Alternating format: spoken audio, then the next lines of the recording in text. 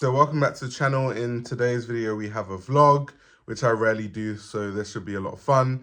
We're going to Paris with Nike for 48 hours, so it should be really interesting. We're going to an event where they're going to show us all the stuff they're working on and just different things that they're doing. So I'm really interested because I like innovation in fashion. Nike being a sportswear company, they're always on top of innovation and all that sort of stuff. So yeah, follow me to Paris with Nike.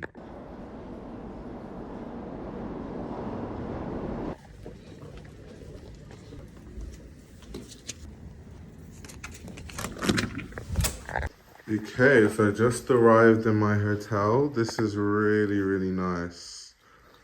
And what I especially love about this is you have a table. Most hotels, there's never a table to work and it's really annoying. So this is really amazing.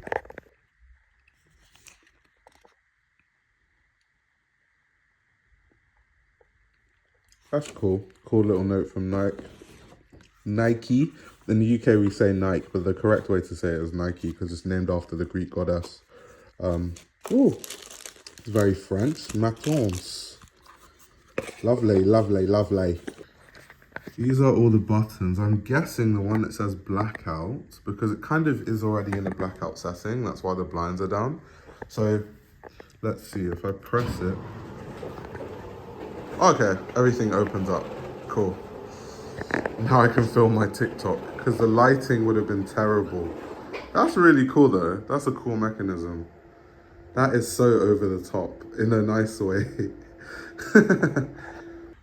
You kind of get a really good view of bits of the city from up here.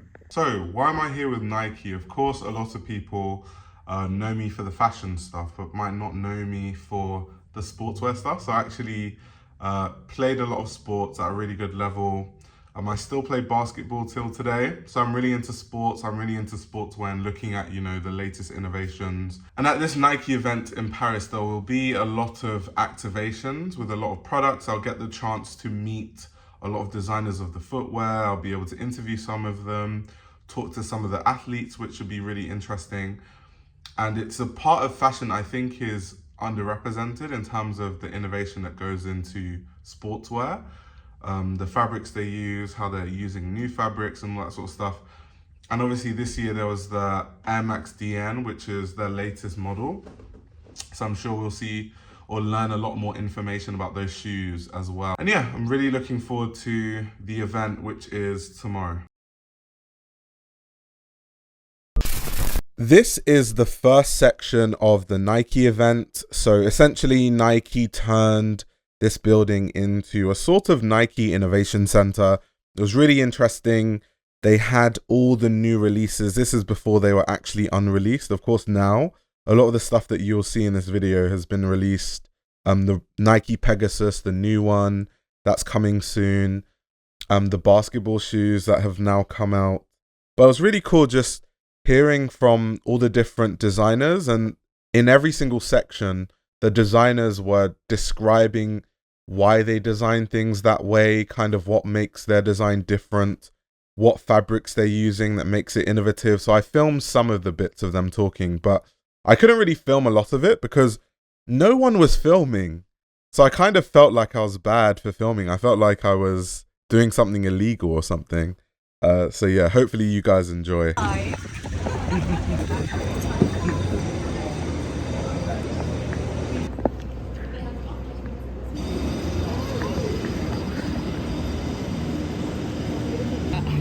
So bad. nearly 50 years of Nike's premier underfoot shoe, Nike Air. My name is John Hope. I am Nike's newly appointed Chief Innovation Officer. I'm also a 32-plus year veteran, so I like to think I bring a bit of a founder's mindset, a little bit of wisdom, a lot of wonder and curiosity, but mostly just a ton of enthusiasm and excitement for the future of our company, and specifically the future of what we're going to do for Nike Air, which we will show you. So I'm really lucky because I get to work with nearly 500 of the world's best innovators back at Nike's campus, the building we call LeBron James Innovation Center. Housed in that building, we have scientists, biomechanicists, designers, developers, mind scientists, data scientists, material specialists, manufacturing specialists, computational designers, you name it. We've got chock filled that building with experts every single day. And that team is fixated on one specific goal. That is making athletes' dreams real.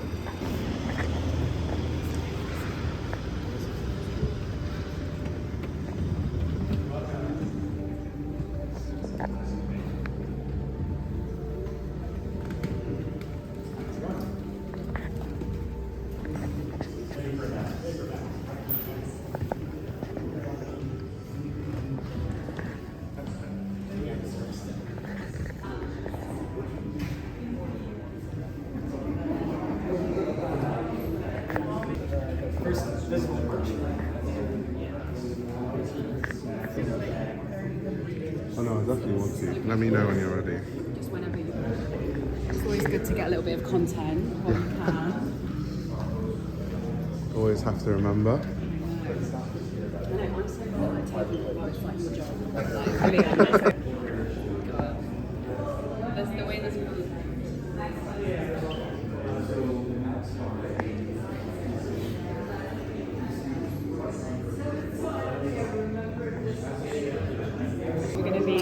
So one question, what I want to ask is, with the basketball shoes that you used Zoom on, Yep. how are you able to fix the issue of like traction? Because the problem with Zoom is it's really bouncy, but if you put your foot that way, how do you not roll over your ankle? What has been done with the shoes to make sure that doesn't happen?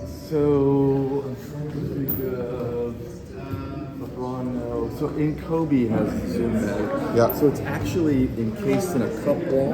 Okay. So the cup wall itself is like two bridge buttresses, so it keeps you stable inside. But inside of those buttresses, you have that resilient feedback. Okay. You see what I mean? So you won't get the rollover. You won't. Yeah. So it's almost like the stabilization Right. of the wall itself, Right. plus the pressure. Okay, that's interesting because something that made me think about this the most is there's a recent basketball shoe called, I think, the Cut GT3. Yeah, you're gonna see that. Yeah, so that shoe is even more, I'm wondering how it's made because it has even the more bouncy Zoom, right? It does, and which so you would think when you plant your heel, it would kind of roll. As you see it, so we've extended what we call the flanges, so it's a little bit wider. So the flange is this flat surface that keeps you, and it's sticky on the floor, but you still get the pop of the Zoom back. Yeah. So this was, obviously Kobe was years ago. Yeah. When you see the GT Cut 4, which we're going to show you. Oh, have those released? No? You'll see some. We're showing you things of the future.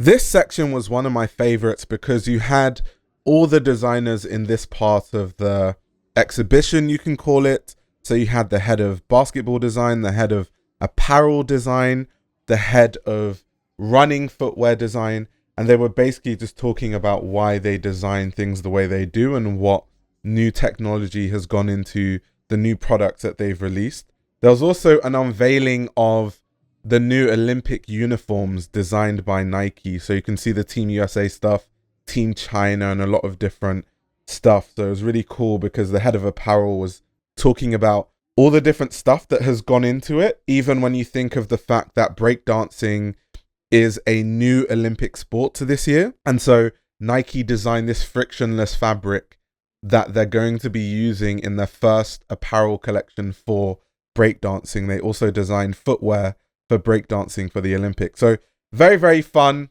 I filmed some of it, so hopefully you take in some of the insights. Insights from them, of sitting down with them together.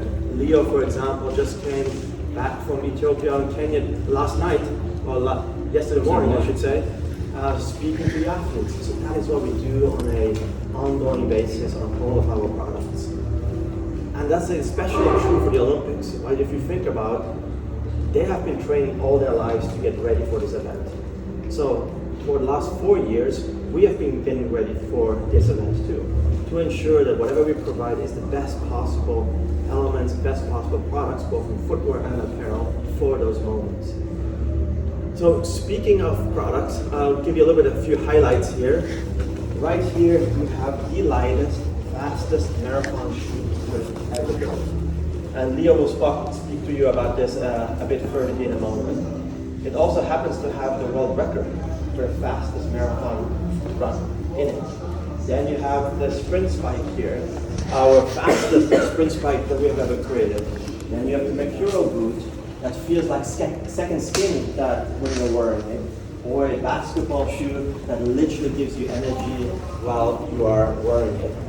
What all of those 4 shoes have in common here is this idea of air. They're all powered by air. Air is not just a cultural phenomenon that you just have walked through the previous experience, but it's really a performance benefit. That is truly the front to the reason we are putting air into our products is it truly makes our athletes better. But without further ado, I will hand it over to Leo and he will tell you a little more about the products themselves. Sure. Yeah, hi everyone. My name is Leo Chang, Senior Design Director for running footwear in our innovation team. So as he talked about, our Alpha Fly here is the fastest, lightest marathon shoe that we've created to date. And we created not only for the elite and the pros, the best of the best, but we wanted to make sure it worked for all marathoners of all levels, right? So you and I all could really gain the benefits of speed from this product. And when we work with the athletes, it's critical. They're such an integral part of our process. Like he just mentioned, Elliot and I were just there in Kenya and Ethiopia working with Elliot and many of the Africans there. So at the top level, they're so much a part of the process from beginning to finish. And Elliot he's special. He's one of those guys that really dives into the testing process with us, and like he'll draw like sketches and tell us like, hey, like what if this was this shape, and like what if he changed this area, and what if he dialed this part in, and it just gives us pages and pages of these handwritten notes that are like beautiful. And so he's really special partner for us, and it's been years of this partnership. So the reason why it is what it is because of him. And also another one that for the everyday kind of runner, on the Alpha Flight 3 partnered with, I don't know if you guys heard of it, this Project Dreamweaver that we did, where in the US, we got 120 women who were had the dreams to qualify for Olympic trials. And in the US, they dropped the time by 8 minutes, which is crazy. And so Nike was like, how do we help them achieve that, right? And so part of that program was actually helping to develop the Alpha Fly as well. So it was our largest women's R&D program we've had for racing. And these women were also super helpful in just providing such honest feedback about how to make the products better, more comfortable, faster, and just the overall expression as well too. So we mentioned Air is the fastest system, the fastest cushioning system to date in the industry right now. It's the most energetic system we have. Around it is ZoomX foam. So ZoomX foam is amazing, really light, super responsive. What we see here that's different is that we actually bridge the heel and the forefoot, so the transition is really smooth, a lot smoother than the 1 and 2, and is more forgiving for all foot strikes. So you can be a forefoot striker or a heel striker and still really gain the benefits from it. So again, for all people, all foot strikes.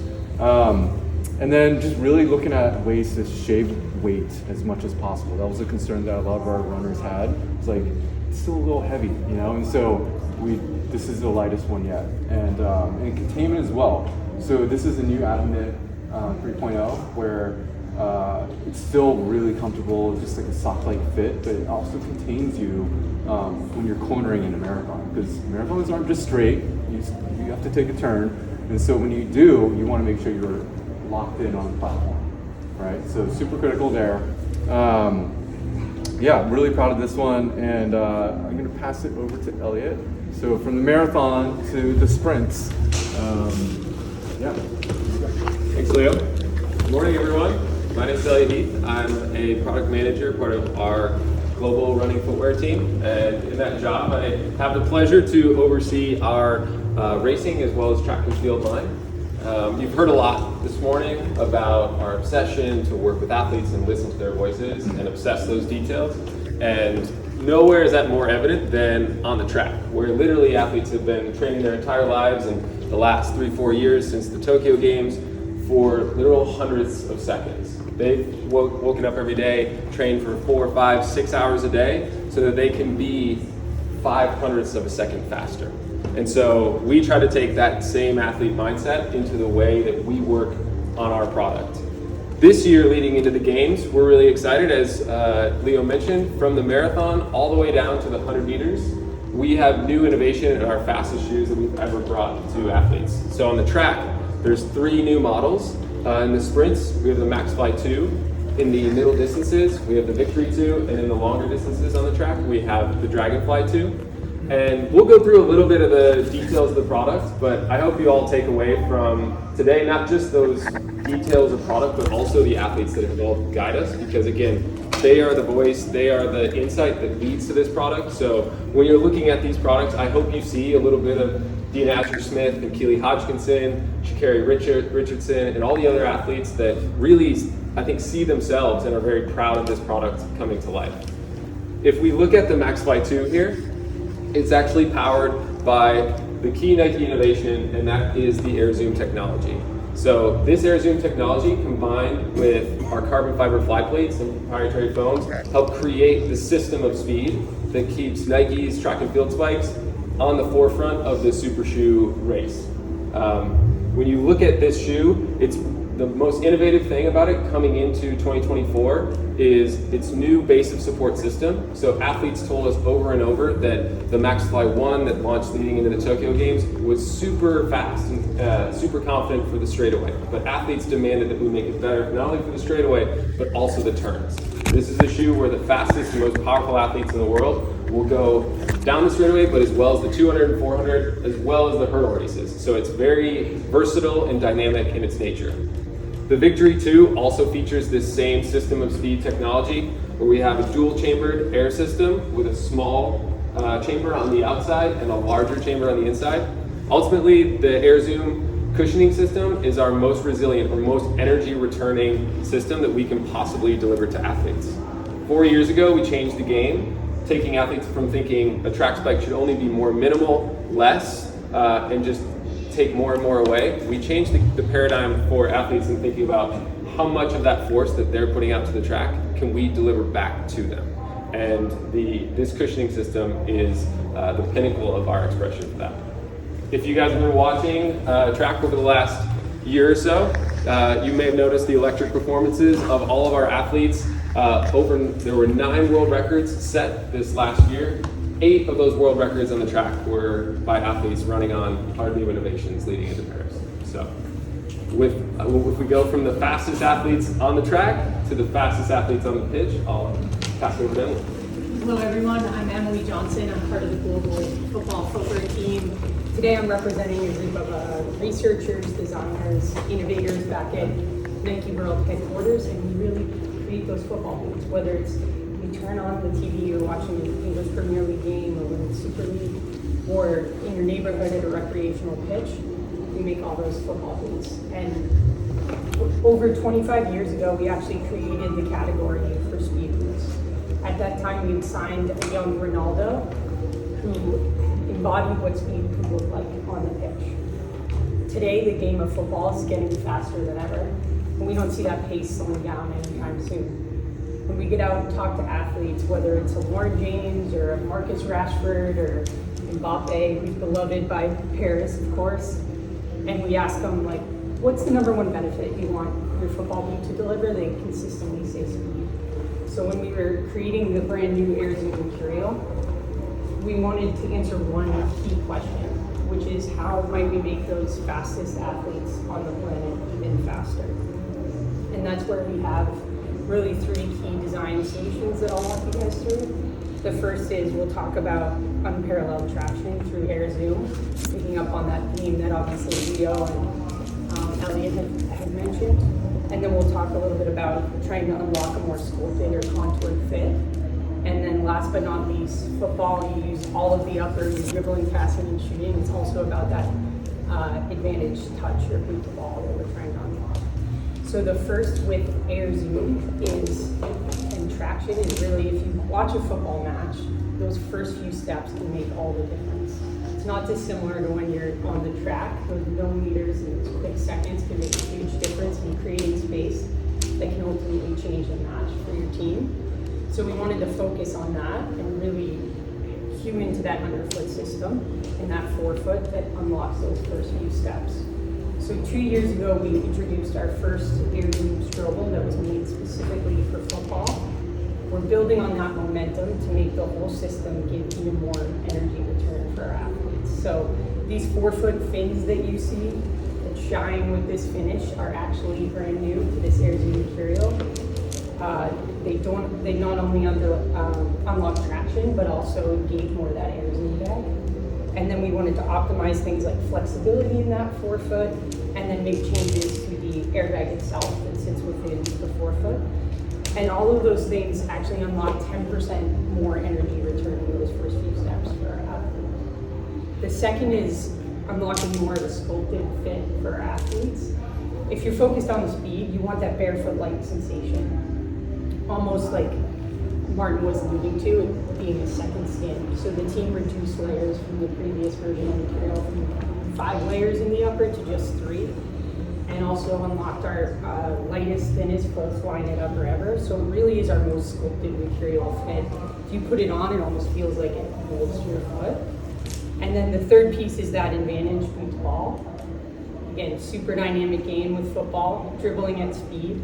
Players want that extra bit of grip advantage. So you can feel, here we introduced the material for the first time, what's called Nike Grip Knit. It has an inherently tacky feel that unlocks that grip advantage on the ball. And then in the heel of the boot that you see here, we used Atom Knit, which is partnering on some learnings from our running team, which is a super lightweight yarn. So altogether it makes it for a lightweight and also grippy sensation for our players when they're interacting with the football.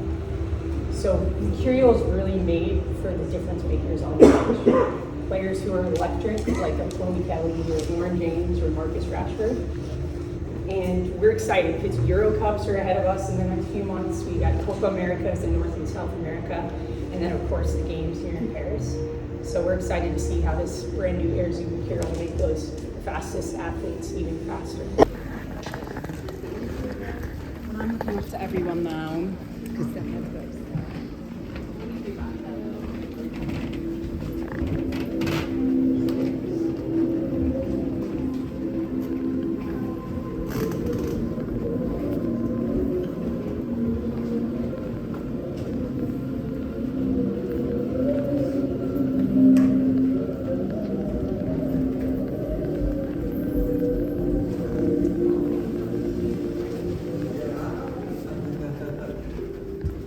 Hi,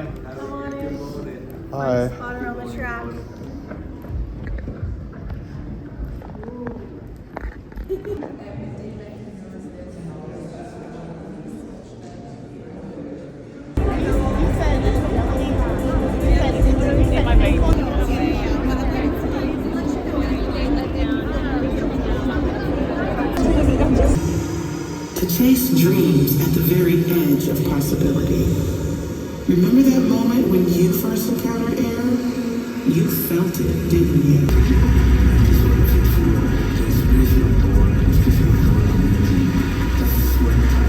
Mon rêve pour le futur du sport, c'est de voir le sport féminin continuer de grandir dans le monde entier.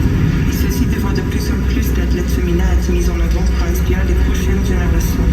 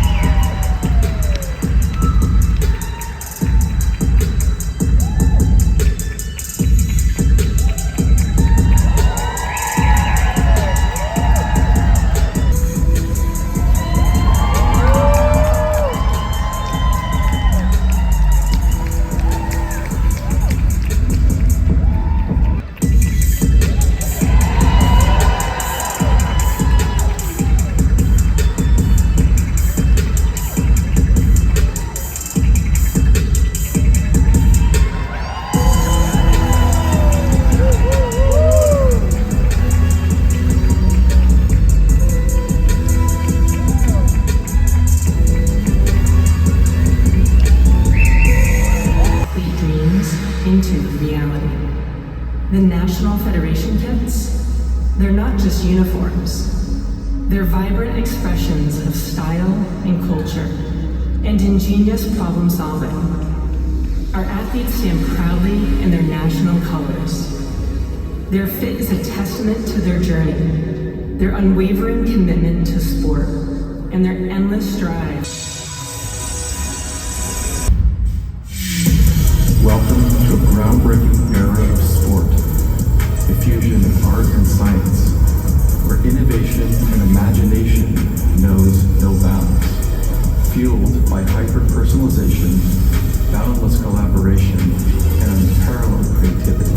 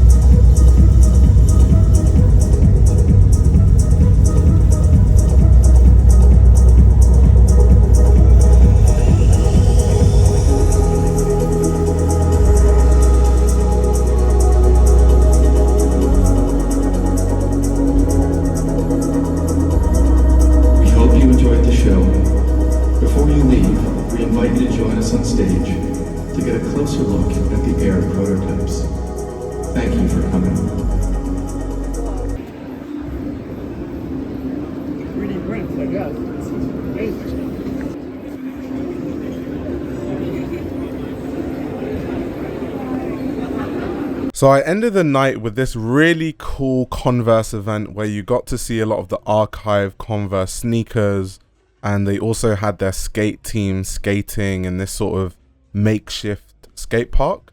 So it was a really good event. I've also been told that tomorrow I will have an opportunity to interview a lot of athletes for Nike, and there will be some parts that I can't film, unfortunately, because the stuff hasn't been released, so I'm not allowed to talk about it. But yeah, stay tuned.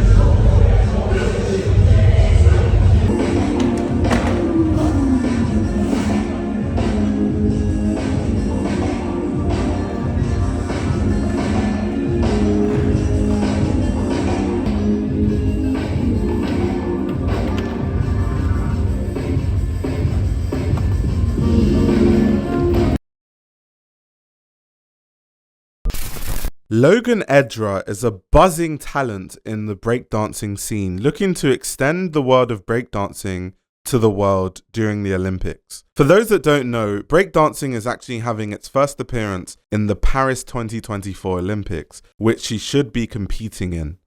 In my interview with Logan, she talks about the culture of breakdancing, as well as Nike's new vision to create new products specifically for breakdancing. What would you say sort of breakdancing or like b-boy culture is, and how does that manifest in sort of the clothes that people wear? Yeah. Oh, how does that manifest in the clothes? So, breaking is one of the 4 elements of hip-hop, and so we represent hip-hop. So our clothing is street. It's basically street fashion.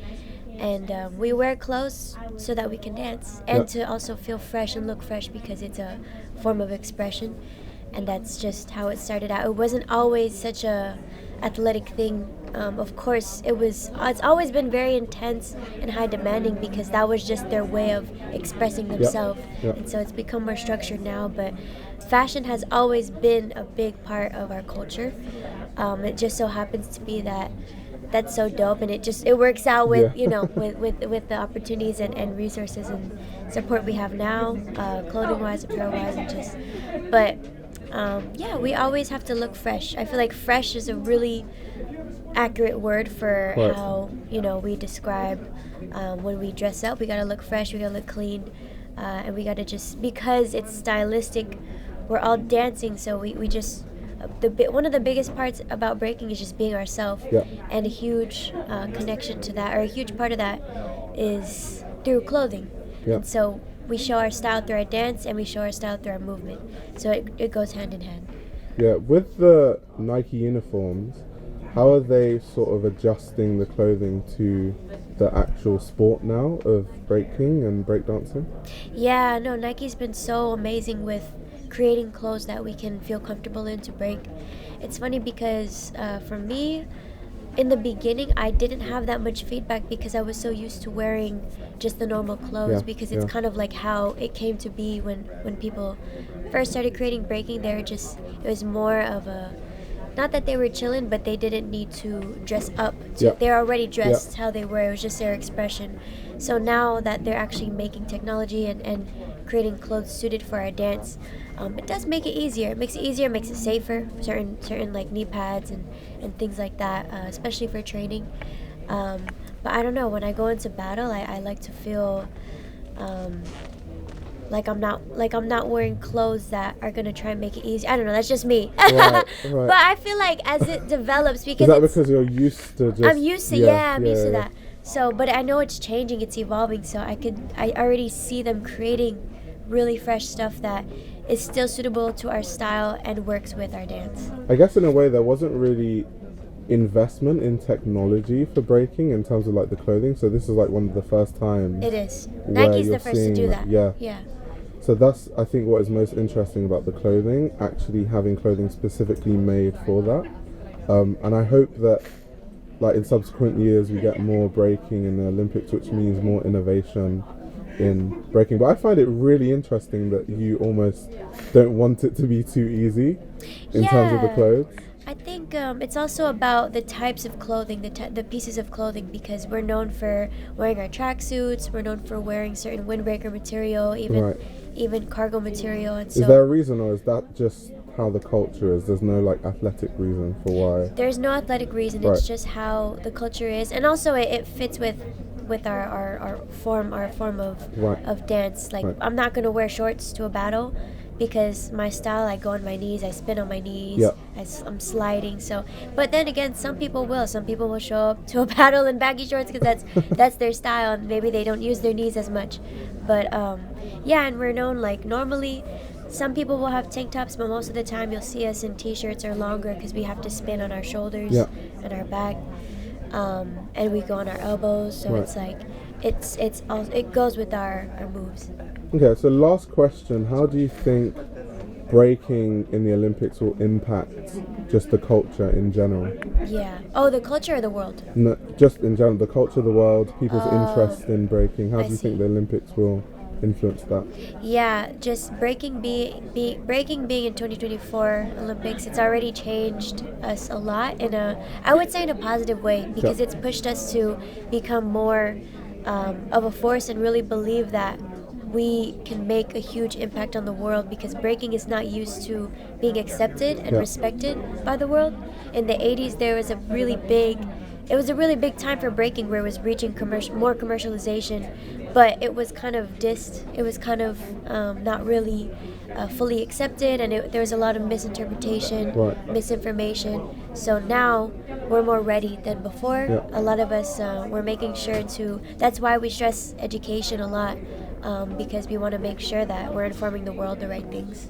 My next discussion was with Martin Lotti, the Chief Design Officer of Nike. I really wanted to talk about how Nike has navigated a lot of their footwear being banned in the Olympics for supposedly being too good. So I guess we can start with something that kind of people have talked about for a while now, is the technology with the Air Zoom Max Flies.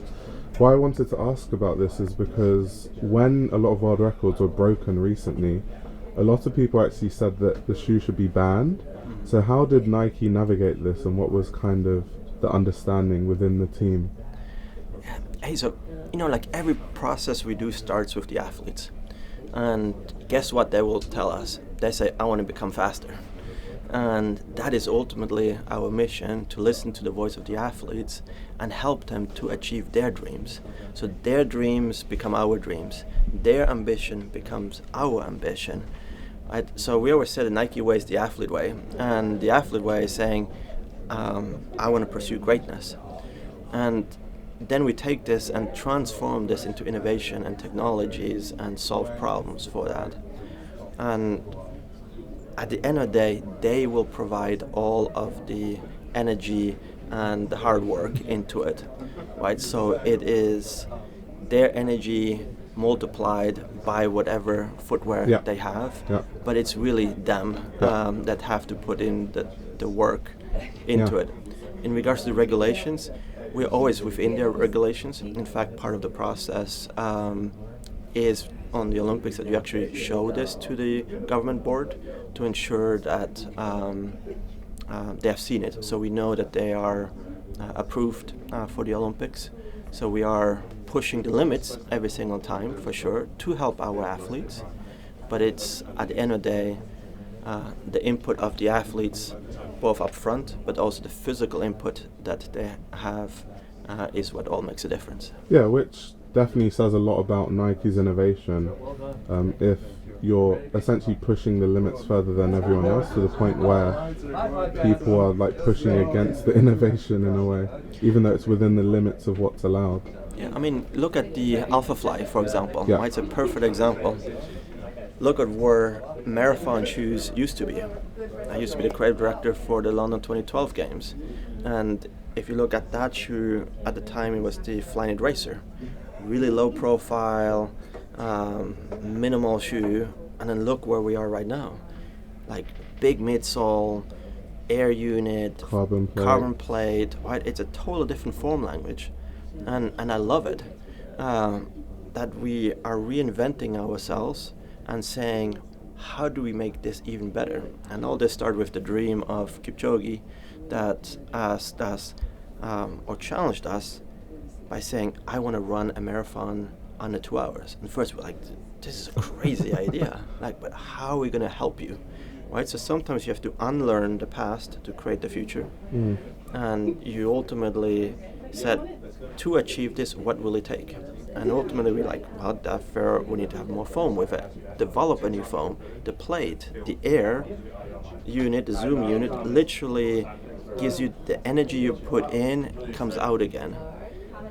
And that's why air is really better than foam, because foam over time will collapse. Air is as good on the first step as on step 10,000 or 2 million. It still will be as good as it was before.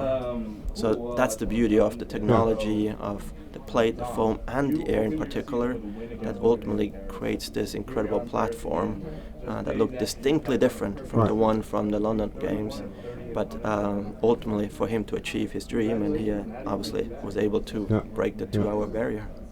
Okay, so last question. Some of the biggest shoes on the consumer-facing side are the Alpha Flies and the Vapor Flies. Mm-hmm. In your opinion, what is the big difference? Between the shoes, between the shoes, like use cases for the shoes. You know, I think at the end of the day, right, we make sure that we created those shoes specifically for the athletes we had in mind. Yeah.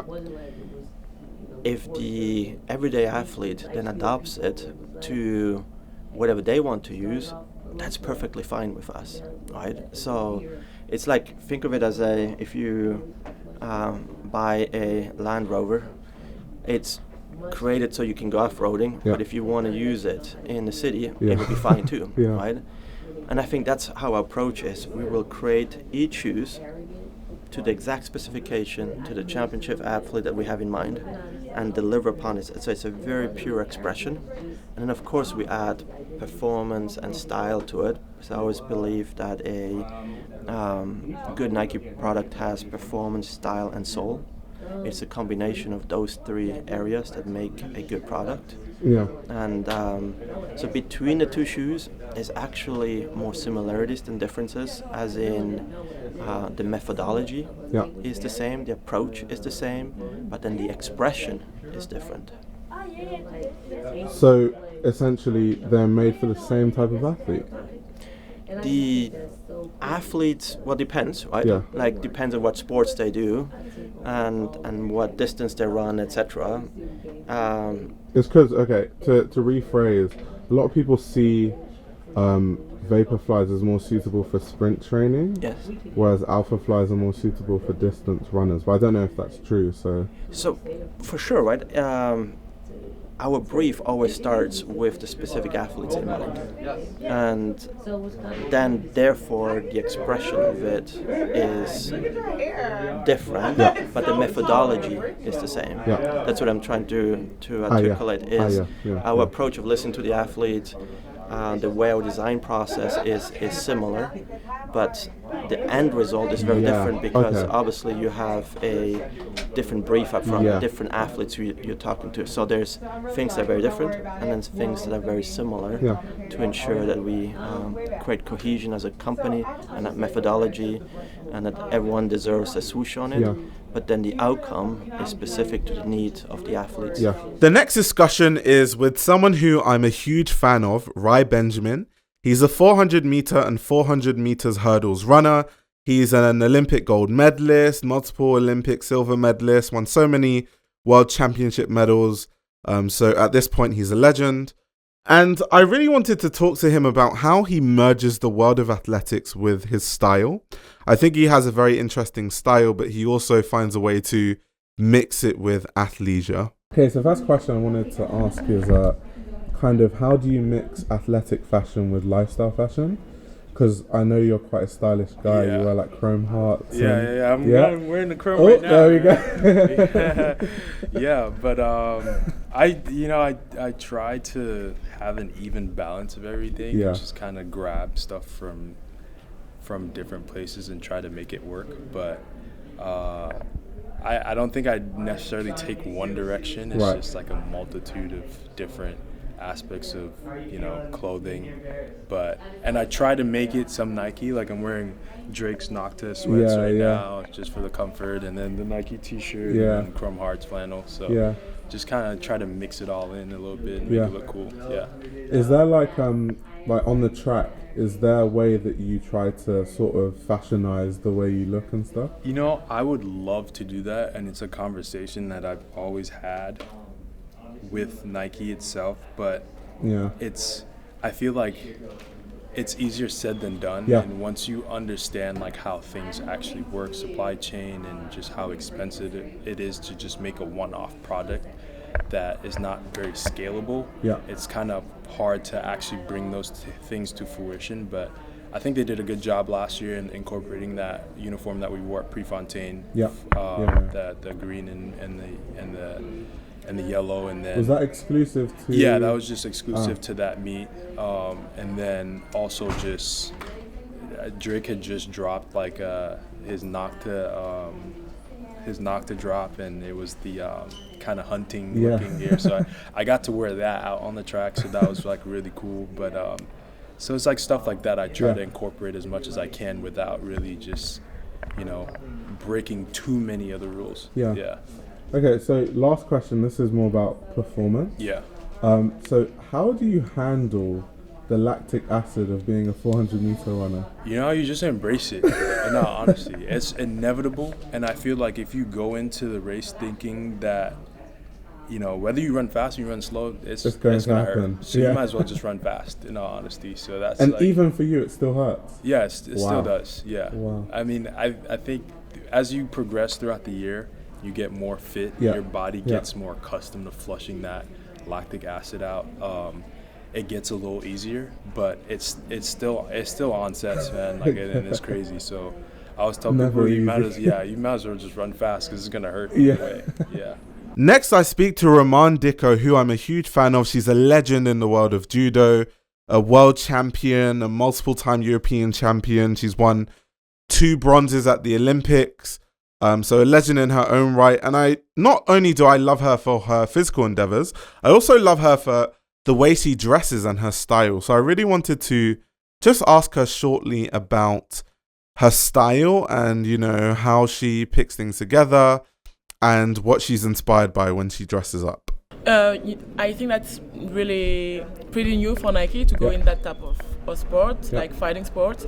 And I'm so proud and lucky to be one of the first one. But they are helping me not with the gi, but with like all the Nike clothing to train, Nike training. And that's really important, especially in judo, because that's a fighting sport, to have a big support and with the bras, for example, and to be comfortable with, because that's like the first. The first layer, and the gi, and even with the shirt, that's important to be able to move in it, to be able to fight, but to be able also to feel comfortable with. So that's how Nike helped me with my sport. Yeah. And what inspires your style? Because you're quite stylish, also when you wear the gi, but also off. Thank you. Off, because you even have the outfit with the really nice like black hat, like the big one and stuff. So what inspires your style?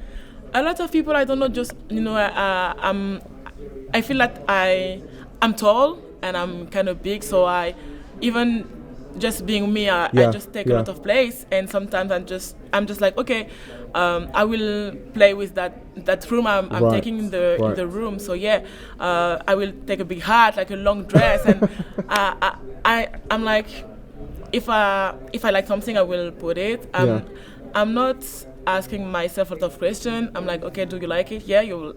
So I will take it. I will put it on me, and I don't care if I'm the girl. Everybody will look on the room, and if I have to push people with my hat, it's okay. If I look good, that's okay. Okay, my last question is, why do you think that France is so dominant in the sport of judo, both in women's and men's judo? I want to say that judo, it's really popular here. Like, a lot of parents put their children into judo, because you can start judo at 3, so that's that's really early. And when there's like a child in the school, like, put it in judo, they're gonna be tired, and that's really I feel like that's why it's so popular here, because all the young people, they did judo at least once in their life. And I also think that there's a big school of judo here that's really important, and in all the country there's a lot of center to train, even like if you're young, like not really high level, but high level for young people, you know what I mean? Like center. So I don't know, that's maybe just into our ADN. C'est comme ça qu'on dit ADN, non? DNA, in our DNA. And we're good, so as we are good, people want to do judo, so that's like a good circle. On the last day of the Nike trip, we had this really fun workshop where there were different stations and they were teaching us to customize different Nike sneakers in different ways. With my workshop, we got to make this metallic plate that you tie under the shoe with zip ties. And so you guys can see me struggling through this workshop. But it was loads of fun, and it was great to see the different ideas and creative ways that other people customized their sneakers.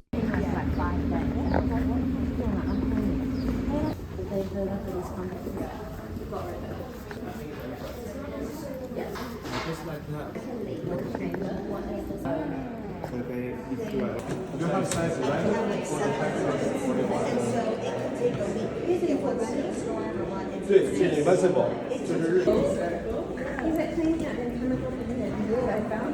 So wild, right? Oh my god, this is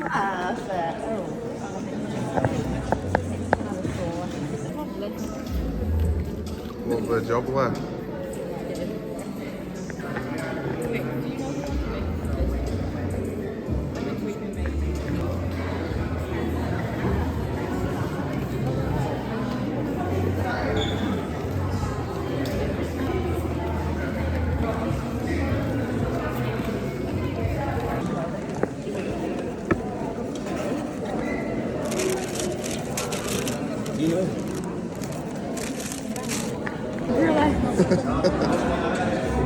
I got this like lens protector thing. If you can start now. If you've taken the pictures. Let's do it. Okay, so maybe she wants to write something on it or anything. Yeah, you'd like to? So I think we can try. If it's too loud, maybe. Maybe we get a noise, but it shouldn't be too loud with this point.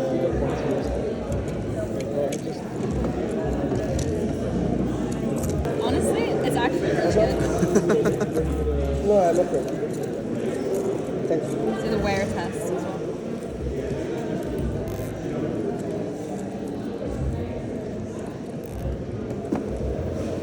Do you want to do the other one, maybe? No, or okay. And do you want to? Because I have something to engrave. Maybe she wants to write something on it or anything. Yeah, you'd like to?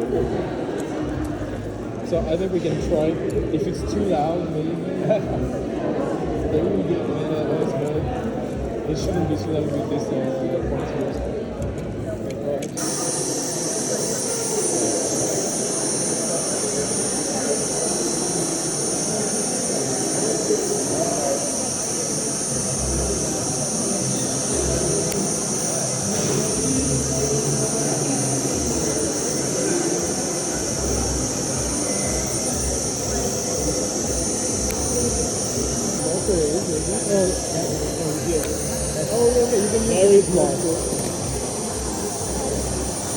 This is what I brought it for, actually.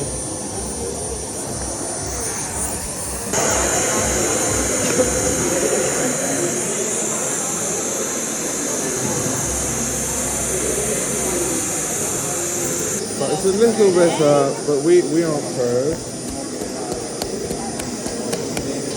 It's fine. Love it. Yeah, but we aren't pros. Exactly. So. I'm pretty. Okay, so I'm about to head back to London, but just a recap of my Nike trip. I was only here for 48 hours, a very quick trip just for the event and some product launches that Nike is doing. Let me just readjust this camera. Okay, more center. So yeah, just some product launches that Nike is doing, which was really interesting. I think, honestly, some of the best part of this trip was being able to talk to a lot of the designers. I talked to the people that design the footwear, the football boots, the basketball shoes. That was really interesting because I'm not based in the US, I'm based in the UK. A lot of these people are based in the US. You don't really get access to a lot of these people. So it was really good talking to designers about the intricacies of how they design the shoes, how they come up with these ideas. In the vlog, you'll kind of see some of the designers talking about this stuff, which is really, really cool because I'm really into like innovation in design any way it's happening. Something that really stood out to me actually is, for guys that don't know, breakdancing is making its debut as an Olympic sport at the Paris 2024 Olympic Games. So of course, that's brought a lot of interest to breakdancing in general.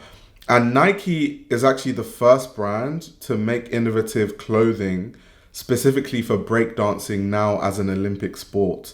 So I talked to one of the designers of apparel for Nike who was talking about all the different things that they've put in place for the breakdancing jerseys.